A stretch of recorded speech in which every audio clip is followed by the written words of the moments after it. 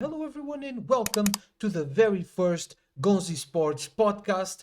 I'm Gonzi, you can call me Gonzalo. The two main sports I will be covering on my podcast are the NFL and football or soccer, mainly the Premier League with some sporting, which is my childhood club from Portugal. Let's start the podcast, shall we, man? And let's go to the NFL first, bro. Come on.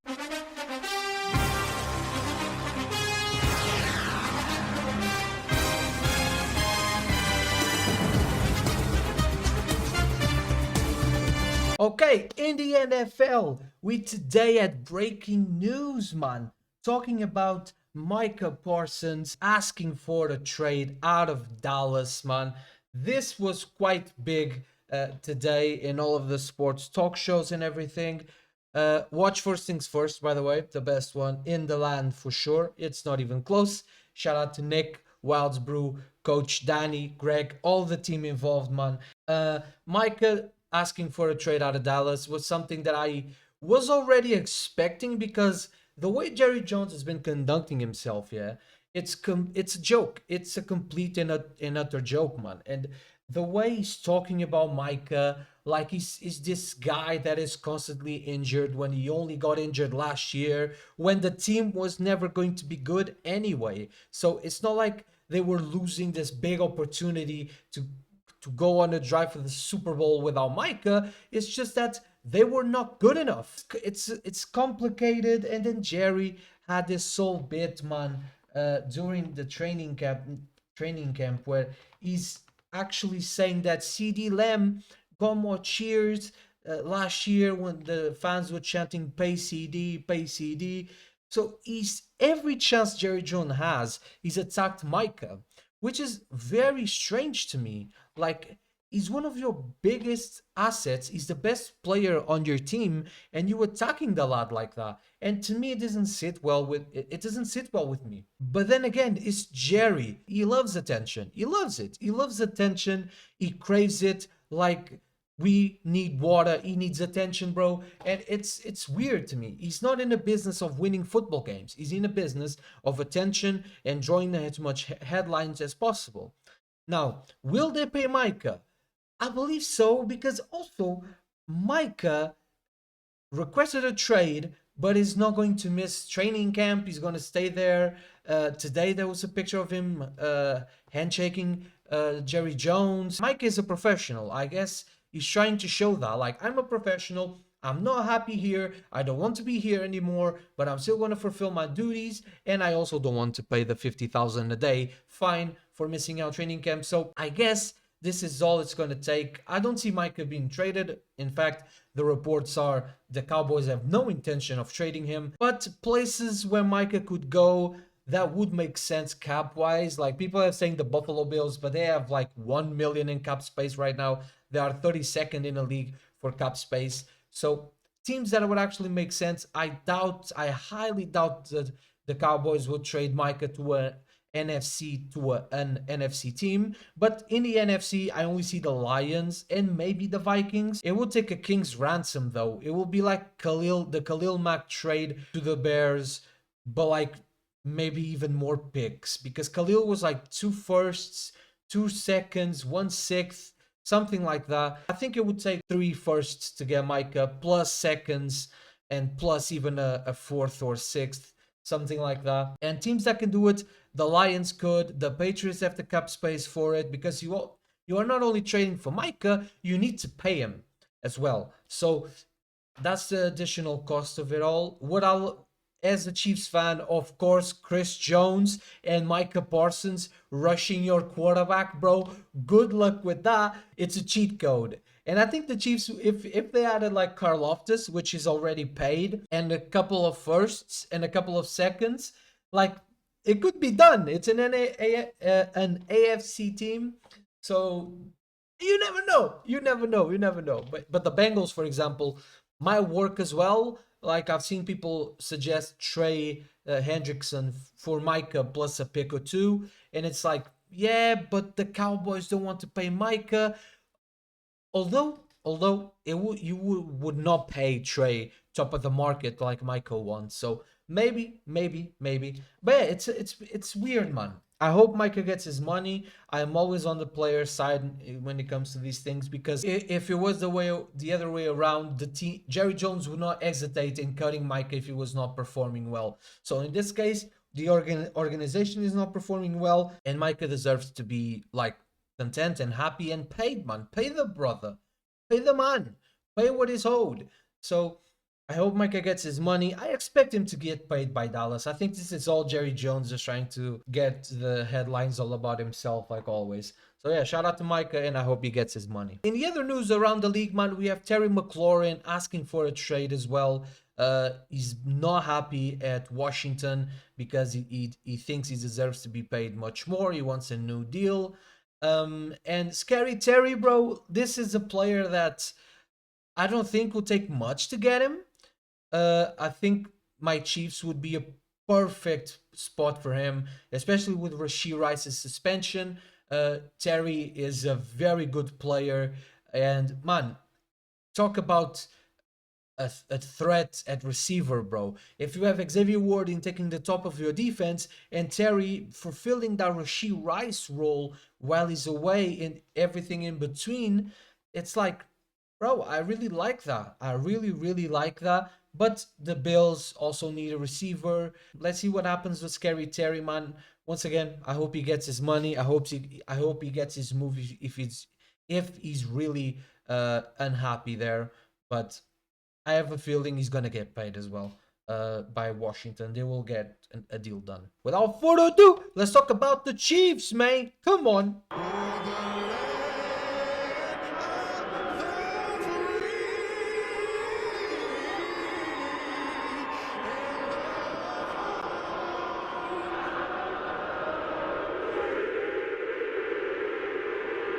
Let's talk about my Chiefs, man. Let's go. Training camp is in full force, and very, very positive stuff coming out of training camp, man, of Chiefs training camp. We have to chat about Josh Simmons. The fact that the league let Josh Simmons slip to the Chiefs might be the single dumbest thing I've ever seen in the NFL. I know, his knee injury, but brother, you just needed to look at the tape. The tape would tell you everything you needed to know about this dog. We got a dog, bro. Yeah, you let Patrick Mahomes get time to throw. The rest of the NFL, thank you so much, man. In my mock draft, I had the Texans taking him. I was grinding the all 22, like Chris Broussard says, and I thought that the teams were kind of unsure on Josh Simmons because of his knee injury.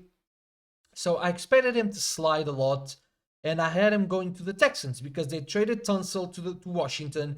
The O-line they have is completely new and not that good, to be honest.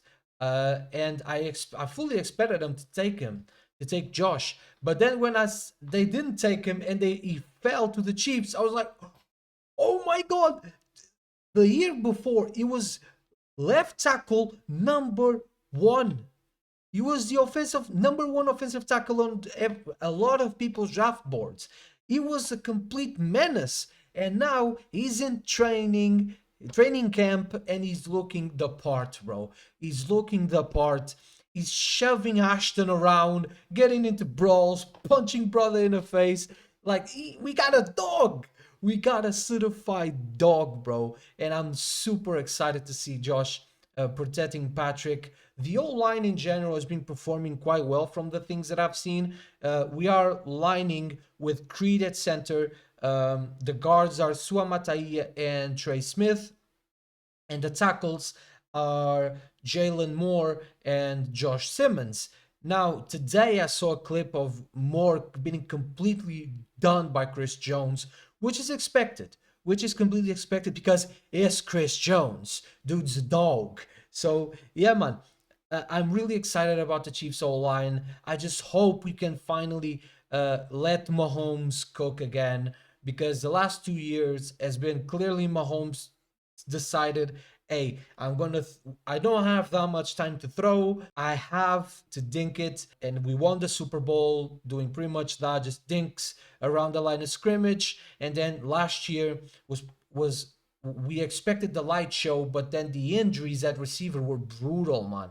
Brutal. We lost Rishi, we lost Hollywood, then we lost Pacheco on the run game, so he had to go get Kareem, which is like at this stage of his career a 3 down back. He did a good job, and then we had to go get Juju, bro. The Patriots cut Juju. The Patriots, bro. So it's like last year we got to the Super Bowl pretty much on the same play style with the year before. A bit more explosive because of Worthy. Like we saw that bomb against the Chargers, and our O line just couldn't stay healthy. We had to play Thuney at left tackle, and Mahomes in his 5 Super Bowl appearances had 5 different left tackles. So it's like, brother, we need to get a line sort of for Patrick, and I think we finally got it with Josh Simmons. He seems like a dog, and if he stays healthy, bro, careful with the Chiefs again. Careful. Very careful with the Chiefs. I'm seeing the disrespect, bro. I'm seeing the disrespect. And I'm not going to forget the disrespect on the Kansas City Chiefs. Once again, I've seen people say we're going to miss the playoffs entirely because we all know the Los Angeles Chargers win the division every year in the preseason. Herbert this, Herbert that, Harbaugh this, Harbaugh that, then the whole propaganda nonsense with Harbaugh doing drills like that matters at all. And then Justin Herbert gets to the playoffs and chokes. We all expect the same thing, but on the preseason, I get it. It's boring to talk about the Chiefs because what you gonna say? What you gonna say? Oh yeah, they are good. They are awesome. They are amazing. I get it. You need headlines. You need to try to stir up some controversies, and you need clicks, bro. I fully get that. You need your clicks. You need your content. Fully understand that. Just know you're gonna be a dummy again come December and January. So just be ready to be called a clown by then. Another thing, deep ball is back. We've seen a lot of deep balls in training camp so far. Mahomes is throwing bombs to his receivers. I saw one for Worthy. I saw one for Jalen Royals even. Royals looks nice, man. And Thornton as well. I'm liking what I'm seeing from Thornton. He looks like the part. I expect him to make the team. I'm loving what I'm seeing from the boys, man. It's been brutal practices. I've been seeing people say that because of the heat mainly.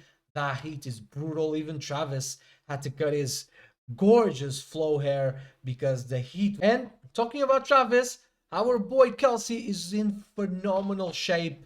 He looks like the whole Travis. I saw Mahomes throw a seam pass to Kelsey like we were back in 2020. So we are back, full back, bro. Full back. I expect the Chiefs to be on a quest for vengeance, starting in Brazil against the Chargers. I need that Cardinal beat down on the year that Mahomes won MVP as Super Bowl MVP, the first one to do it since Kurt Warner.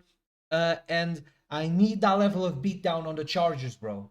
I need those 40. I think it was 40-12. Mahomes was just on another level, and I expect Fade Mahomes to be on that level, man. So that's all for the NFL today. Let's get into the soccer portion of our evening, man. Shout out to Europe, shout out to football. Let's talk about Manchester United, man. And let's talk about the Premier League in general, what my club's been doing, and stuff like that, man. First of all, let's chat about Manchester United because it's a club that I support in the Premier League. It's a club that I want to see win the Premier League again. I've been a fan since 2008 when I saw them win the Champions League against Chelsea in Moscow.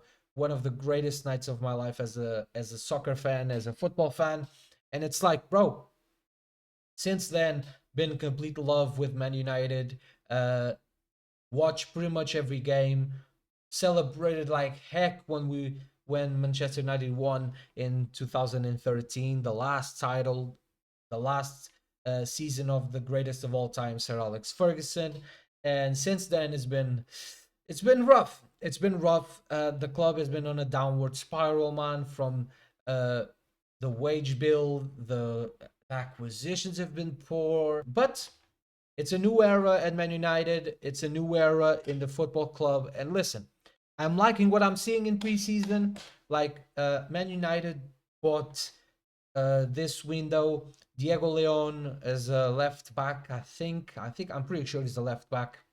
Bought Mateus Cunha from Wolverhampton and Brian Mbeumo from Brentford as they're gonna play on the attack as the number 10s.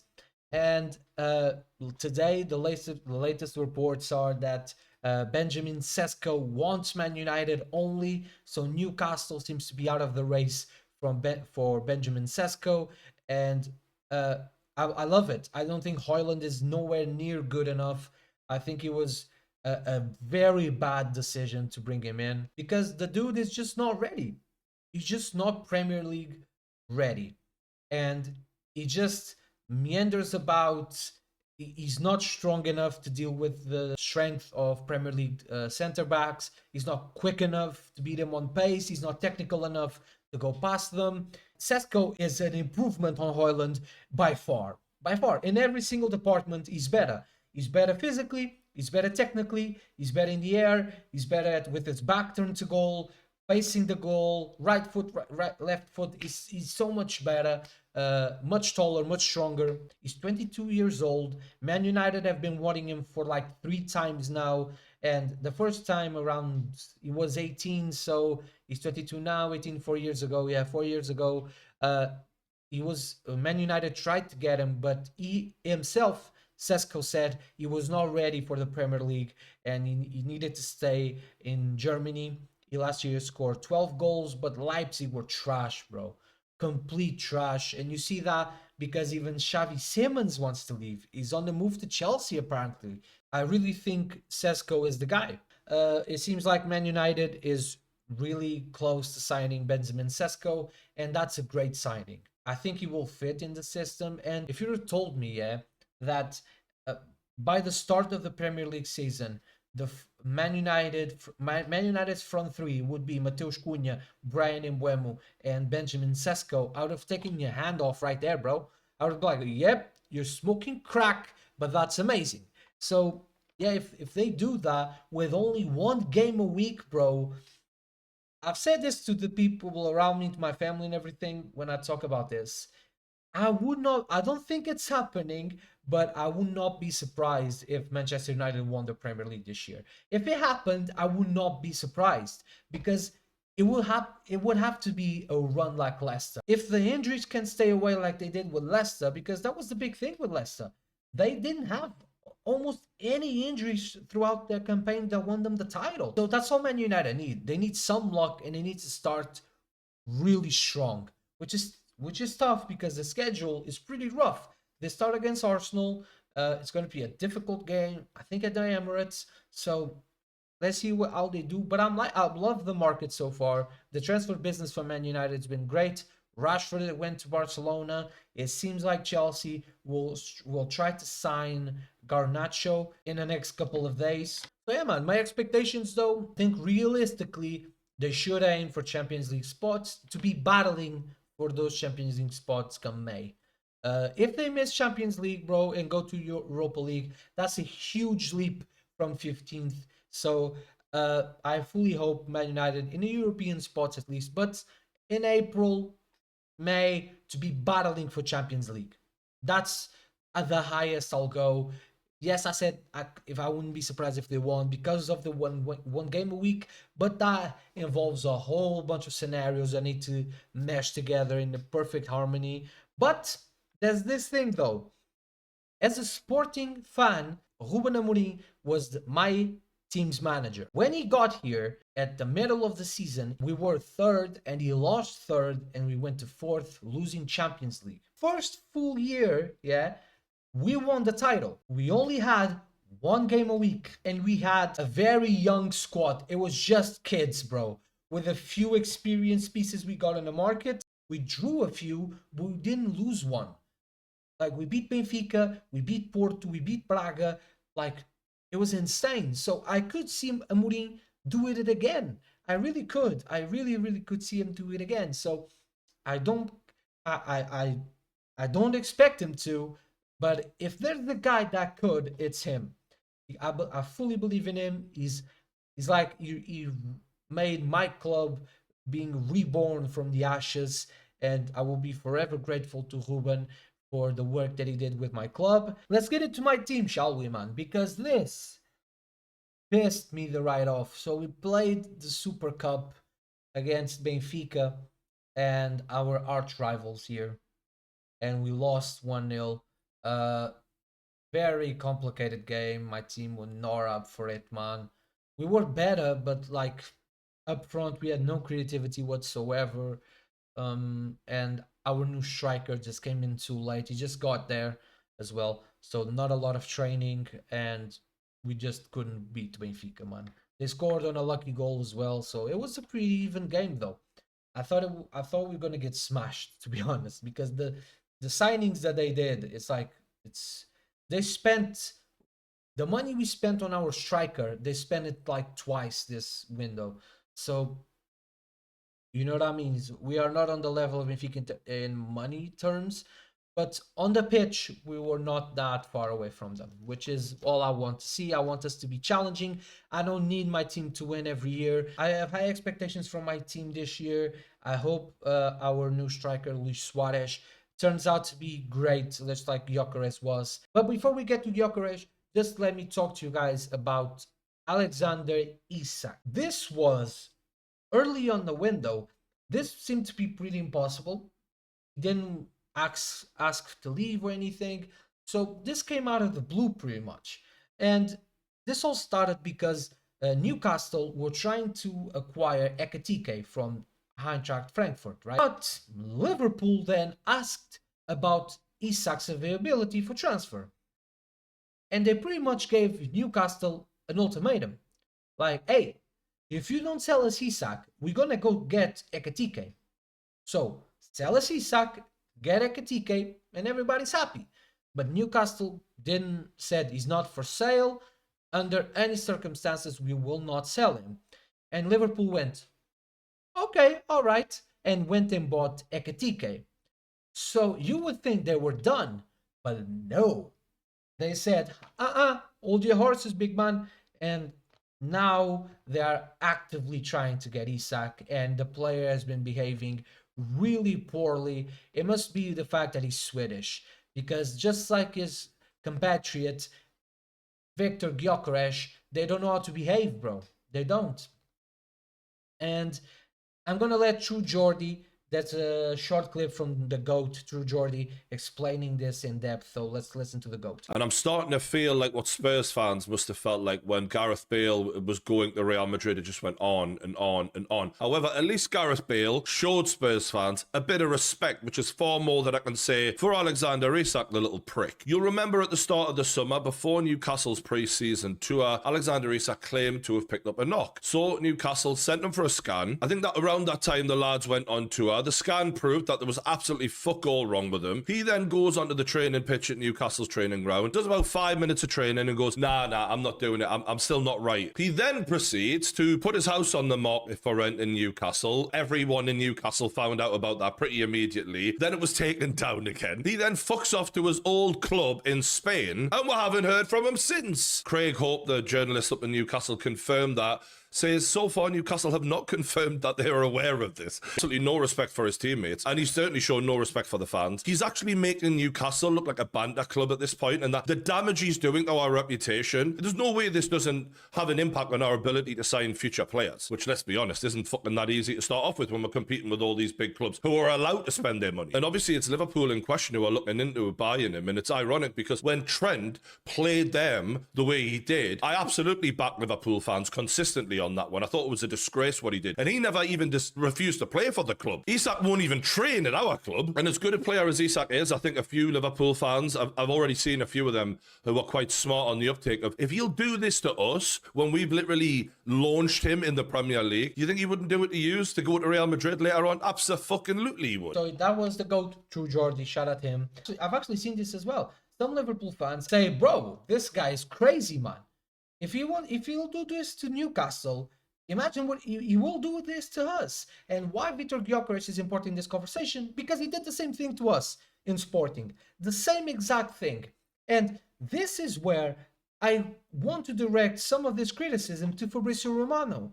Because this Donny has become so big and so influential in the transfer space that he's starting to be used by agents to force players out of clubs.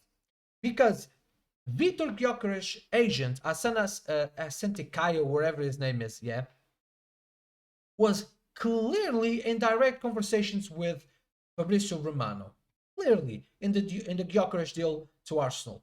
Clearly involved with him, and Fabrizio used his platform to try and paint Sporting like a bunch of morons that he tried to portray.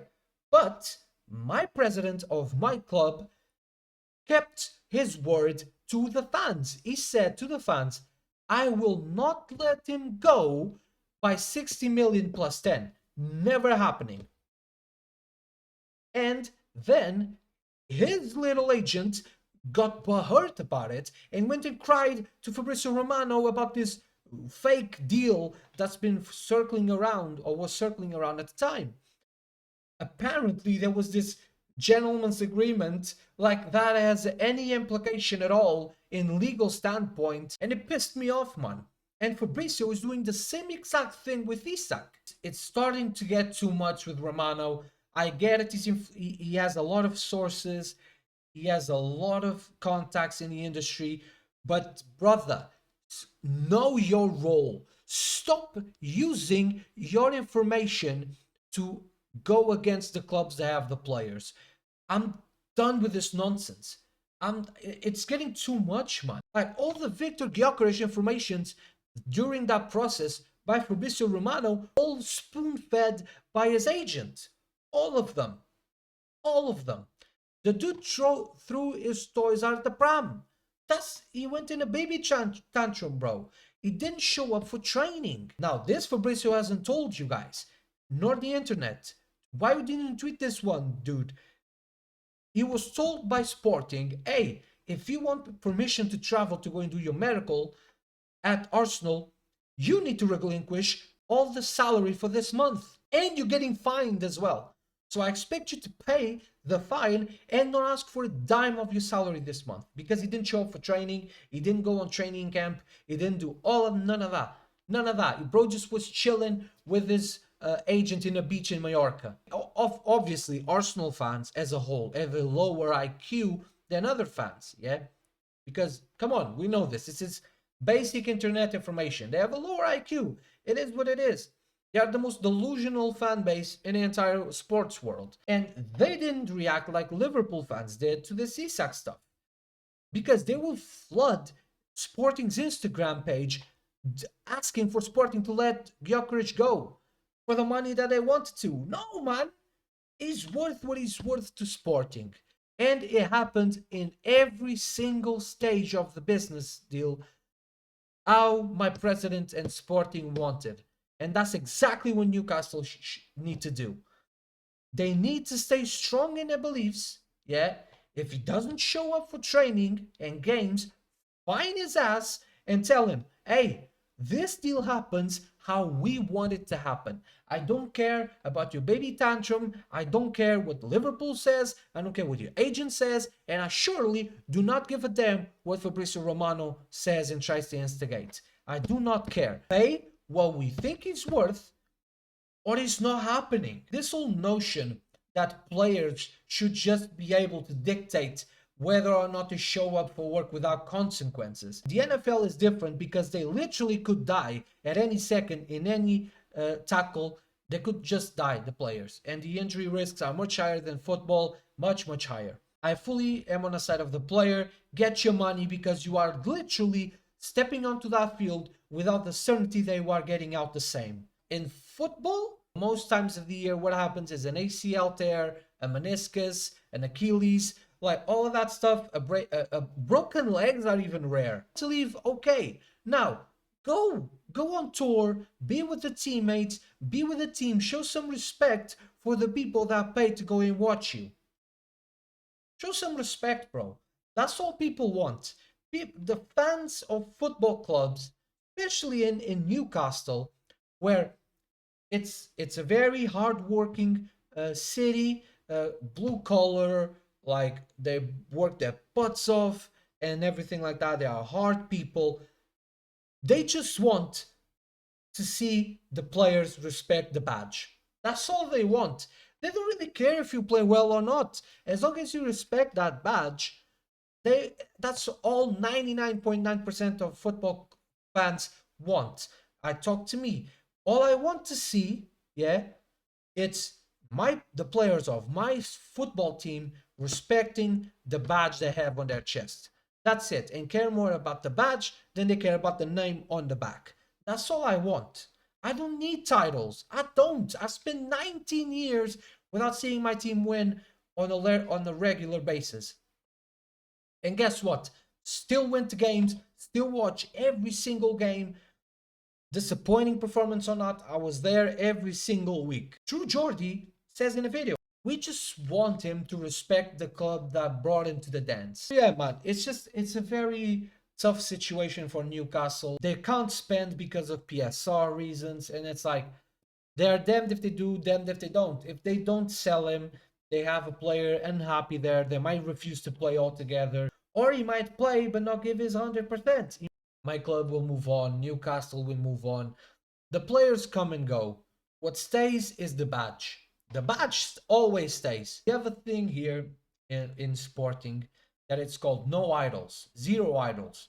Because more often than not, my club has seen people turn their backs on the club when they don't needed us anymore, despite we helping them get to the dance.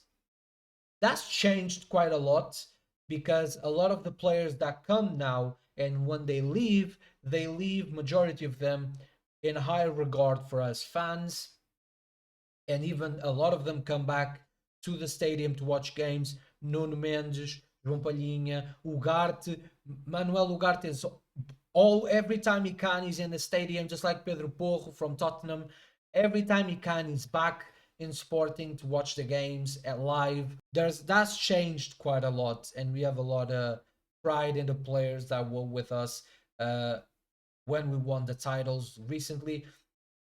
Minus Romario, that dude, biggest snake, bro. Snake and a rat. This was the first podcast here on Gonzii Sports, bro.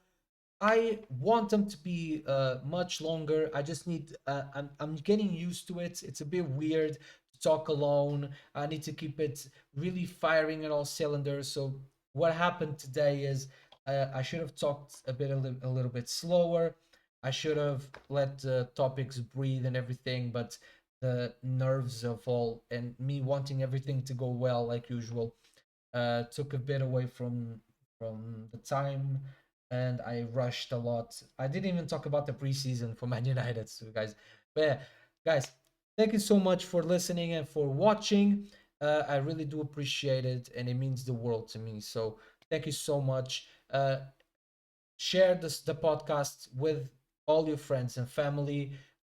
Rate it 5 stars. That helps tremendously. And even leave reviews of the podcast. One day I might do some videos reading some of your guys' reviews. So if you can, leave a 5-star review, and it will be available in all of your in all of your podcast platforms. Much love, all glory to Jesus Christ, and I'll see you guys in the next one. Goodbye.